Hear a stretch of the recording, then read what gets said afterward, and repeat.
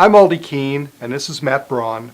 We're with the Loyalty Research Center, and this is our second module in our video series on positioning. Positioning is an absolutely vital tool for your organization. It helps you understand strategy, which customers you're competing for against which competitors. As such, it guides your tactics. To what extent do we need to invest in or change our design, our execution, our communication? In our last module, we looked at buying criteria. What are the buying criteria used in a particular decision or market? How do the buying criteria vary across customers? How do they weight them differently? That gives rise to segments. Segments are an absolutely critical part of positioning. Today, we're going to talk about how to locate those segments on a positioning map relative to competitors, the various alternative solutions, including your organization. Matt, how are we going to do that? So Aldi, we're going to be looking at a matrix with two primary axes, an x-axis and a y-axis, with two factors, one on each of those axes. Now, for any organization, you can be positioning yourself on a matrix like we'll be looking at today, but you could also look at it on a continuum, a single line, or even verbally describe your position in the market. There's just a way of illustrating this for today's case. I remember several years ago we worked with an organization and their customer base was divided in half. Half of them compared them to a software company and the other half to a research company. And that really drove their positioning, and they were positioned very differently with both of those segments, just verbally. It just made sense. It was just two criteria. Yeah. Great. So let's take a look at the matrix here today. Now, the two primary axes that we're going to be looking at, on the x-axis here, we're looking at product quality, the extent to which product is valued in the market, or various levels of product are valued in the market. In this case, high-speed internet. On the y-axis, we're going to be looking at the extent to which technical service and support is valued in the market, or various levels of service and support are valued, from low technical support to high technical support, or high value. As we look at this first segment, what we call the readers and streamers, they are, as we described last week, one of the two larger segments in the market, making up about 35% of the market. And as you can see, they tend to be farther to the left on the x-axis. They place less value on product and product quality. This is a group that really has minimum expectations as it relates to an internet product. They're looking for the basic features of checking email and surfing the web with very minimal streaming.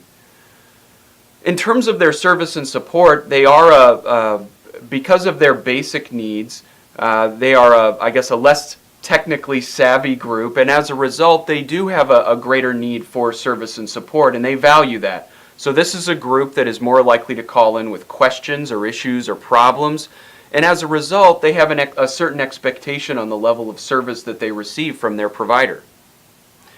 Now, the second segment that we're going to be looking at here are the gamers and streamers, and they are almost the complete opposite of that previous segment, the readers and streamers. The gamers segment has very high expectations on product, meaning fast bandwidth, fast speeds, and a large download capacity.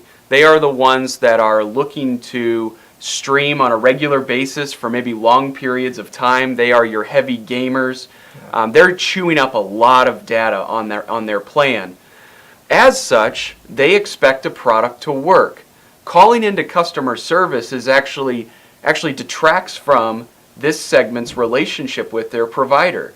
That evil buffering symbol that comes up on your TV when you're watching Netflix or Hulu, that really hurts, damages the relationship, especially if it leads to a customer service experience. So they place a low level of value on service and support. Matt, just getting back, we hear this urban myth that if you experience a problem and get it resolved successfully, you can actually build a stronger relationship. That really doesn't hold here. Just the simple existence, the occurrence of the problem hurts that relationship. As you say, they don't want to call in and have it resolved. They don't want to call in the first place. Yeah. versus the next segment where we look at these one-stop shopping segments. You see that they're almost as high as you can be on that y-axis. They really value technical support. For this group, in fact, service and support can be a value add. So they may not necessarily be calling in with a problem or an issue, but when they do and you can resolve that problem, it may actually lead to positive implications for the relationship. Yeah, one other thing about that one-stop shopping segment, Matt, they purchase other product. So in addition to these two criteria, they've got other criteria that they use for selecting their supplier, right? They do. They do. And in addition to that, when you think about the products that are offered, here we're talking about high-speed internet, but this generally goes for any product that they buy. They're looking for products that are good enough. They expect that there are going to be problems, issues, but we're backing this up with, or they're expecting it to be backed up with a certain level of service and support. Yeah. The one other nuance from service and support standpoint for the one-stop shoppers is that in addition to the problems or issues being resolved, they're also looking for more of a consultative relationship. Because they're buying multiple products from you, they're looking for the best solution for them as an individual or maybe for their household. And so they're contacting customer service or technical support to ask for suggestions, recommendations based on their usage. And they really value that aspect of the experience. Got it. Now the final segment that we'll look at is the price segment. And again, on the x-axis, they look very similar to the one-stop shoppers. They expect a product that is good enough based on what they can afford, and that's the key. This is a group that's not willing to dole out a lot, or at least at this point in their life stage, not willing to dole out a lot for the best product, the fastest internet, the highest bandwidth. They're looking for that product, again, that is good enough. But they're also, as you can see where they're placed on the y-axis, they are also not willing to pay more for a superb customer service experience. If that's added into my bill or loaded into my product expense, that's really it really turns that segment off. That they're looking for bare bones minimalist approach to customer service and support. They expect that given that they're paying for maybe a middle of the road product, that there may be some issues there. They accept that. So now that we've placed each of these four segments up on the map here, let's take a look at where our client is positioned relative to those segments. So you see the blue star that pops up here just above the readers and streamers segment and just to the left of the one-stop shoppers. So some interesting insights into our client, at least historically. They have been in this market for decades. And one of the long-standing images of this organization is that they are the local telephone provider, the regional telephone provider. And because they've been a mainstay in the community, it's been really hard for them to overcome that perception in the market. They have moved into offering multiple telecommunications products, but from a product standpoint, they're really viewed as offering good enough products. So very appealing to those first two segments, the one-stop shoppers and the readers and streamers. From a service and support standpoint, they are viewed as best in class in this market. So again, they really appeal to consumers who recognize they might have problems and need them resolved, or that consultative relationship that can really add value to the overall customer experience. Now the primary competitor, as we put them up on the map here in the gold star, you see that they are much farther to the right on that x-axis, much closer to the highest end product quality, product experience.